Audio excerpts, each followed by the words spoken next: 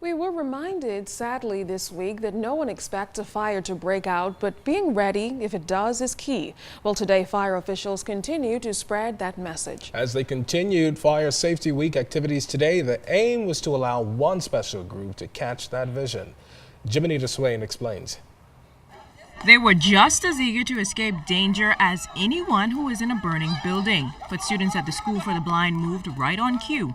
Although the school is not outfitted with a blaring alarm, Principal Marie Delavo explains how they got everyone's attention. What had to happen when I blew the whistle, some of the classrooms, because the doors are tightly closed, they were unable to hear the whistle.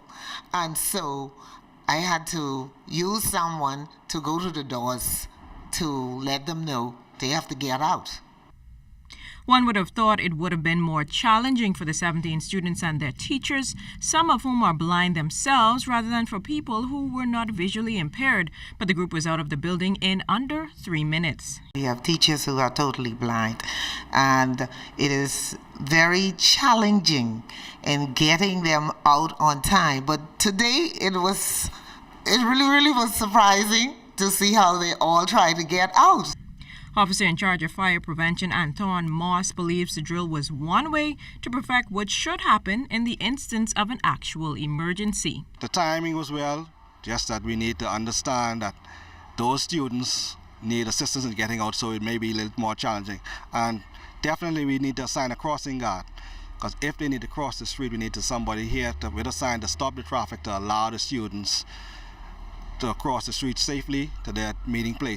Sergeant Moss knows the buddy system provides a more controlled environment to identify who is missing. Get out to your assembly point and report that my buddy is missing, so once the fire department responds, we know that your buddy is missing, so we have a general idea where to look for that person if need be. But we want you to understand, it's all about saving lives, and if one life is at risk, and then somebody else goes in, that means there's 2 lives at risk. So we try to prevent that by all costs. Officials at the Salvation Army School for the Blind are hopeful that some good corporate citizen would assist them in a fire alarm warning system to keep their students safe. Reporting for ZNS Network News, I'm Jimenita Swain. A new draft fisheries legislation to replace the current 35-year-old one is in the works, and on Wednesday, industry stakeholders will have their say on what should be included in the draft document.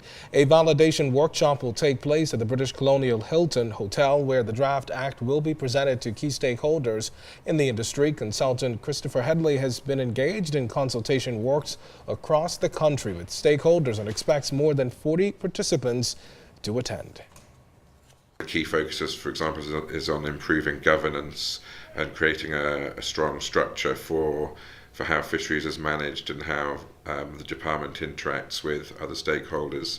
So one of the key proposals in the new Act is to establish a Fisheries Advisory Council, which would have a formal footing in the Act, would have certain minimum criteria about how it would operate and how it would interact with stakeholders, and would have to include amongst its membership a range of different stakeholders, both from the government and from the fishing sector itself.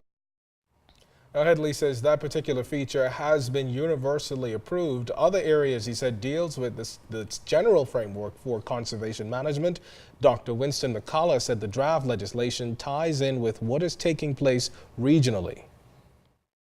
It will certainly strengthen the work of the department, and we have tried to respond particularly to issues that have come up in the consultation, most of which have been mentioned by my colleague.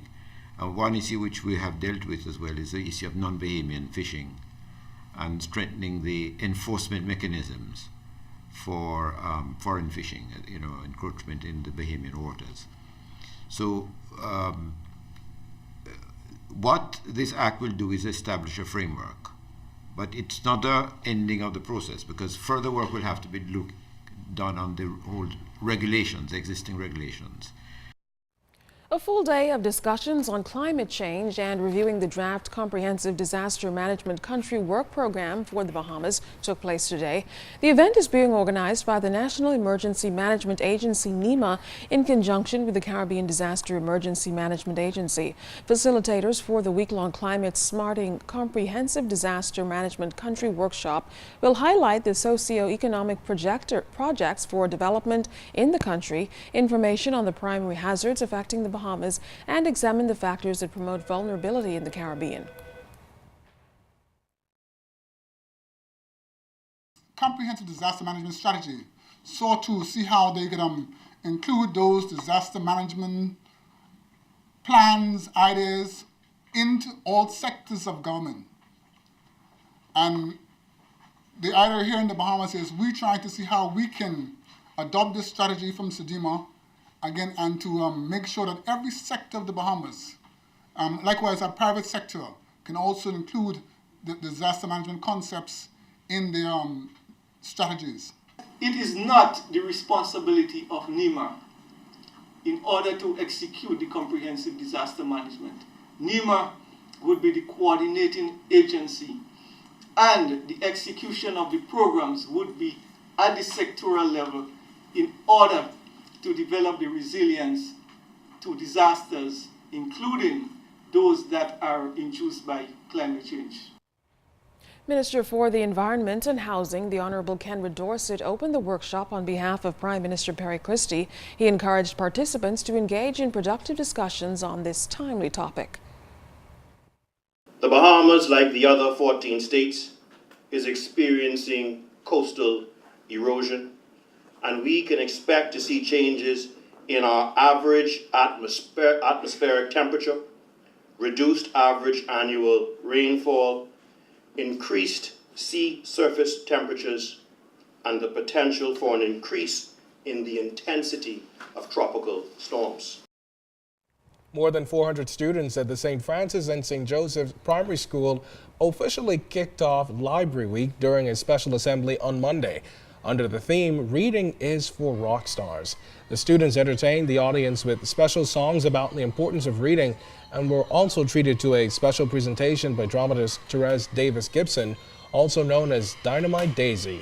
A few students we spoke to say they are excited to get in the books.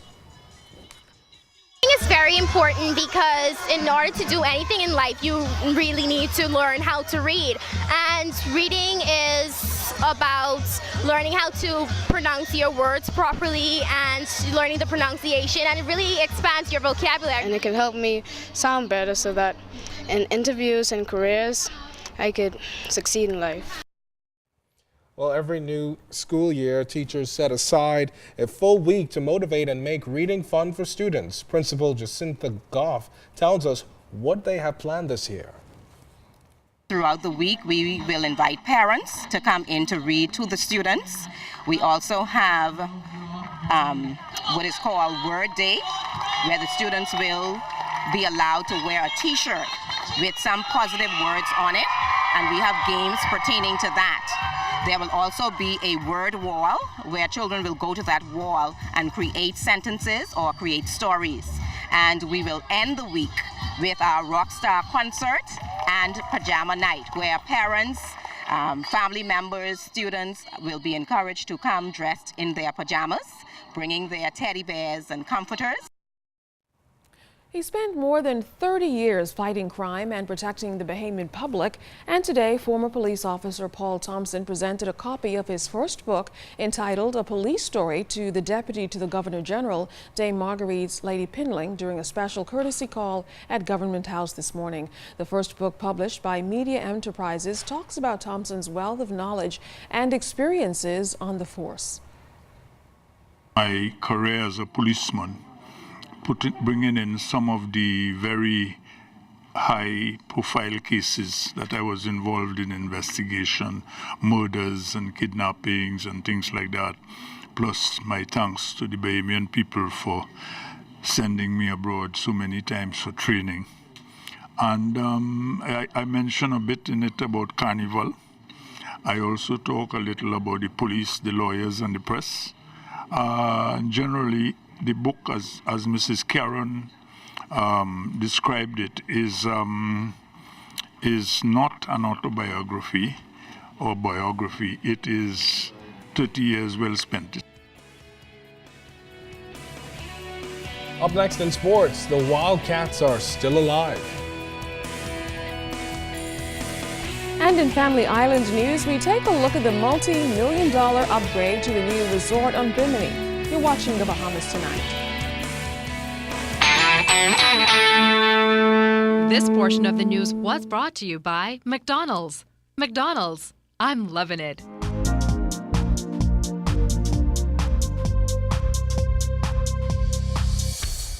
This is your Royal Fidelity Business News. I'm Jimenita Swain. Hundreds of jobs are expected to be created through renovation projects at the Reef Village in Grand Bahama. Demolition is almost complete, with work set to begin on 500 rooms. That five-star resort that will be leased by Sunwing under the Memories brand.